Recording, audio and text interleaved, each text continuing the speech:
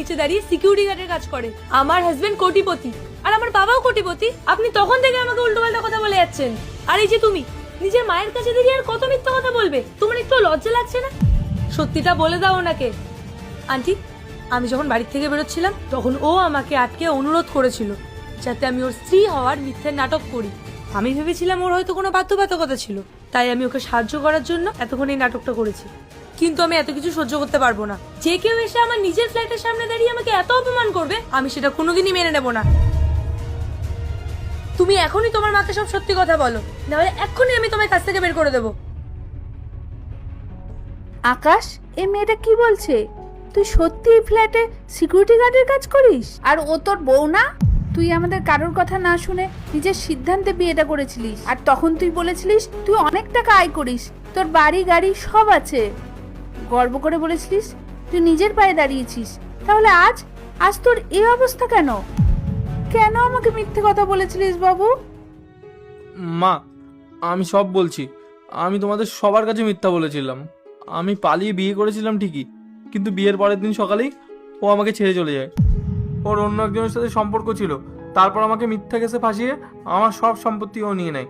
সেই কেসের কারণেই আমার চাকরিটা চলে যায়। এখন বাধ্য হয়ে এই সিকিউরিটি গার্ডে কাজ করছি। মা, কি মুখ নিয়ে তোমাদের এইসব বলতাম?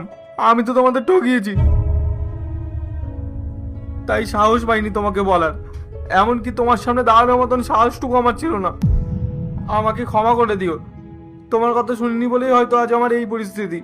না বাবা, ক্ষমা চাস না। তবে হ্যাঁ, তুই ভুল তো করেছিস, অনেক বড় ভুল করেছিস। তোর সাথে এত বড় কিছু হয়ে গেল আর তুই আমাকে জানানোর প্রয়োজন মনে করলি না? আমি যদি থাকতাম তাহলে ওই মেয়েটা তোর এত বড় ক্ষতি করতে পারতো না। আকাশ, তুমি এতদিন ধরে আমাদের এখানে কাজ করছো, আর তোমার সাথে যে এত কিছু হয়ে গেছে সেগুলো তুমি আমাদেরকে একবার জানাওনি। জানালে তো আমরা তোমার কিছু হেল্প করতে পারতাম।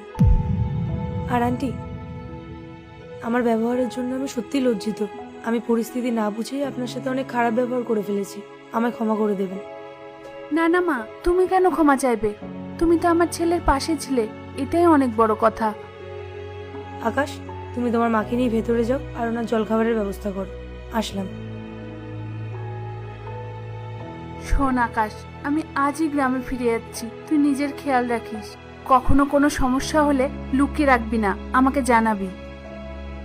আমি সবসময় তোর পাশে আছি বাবা।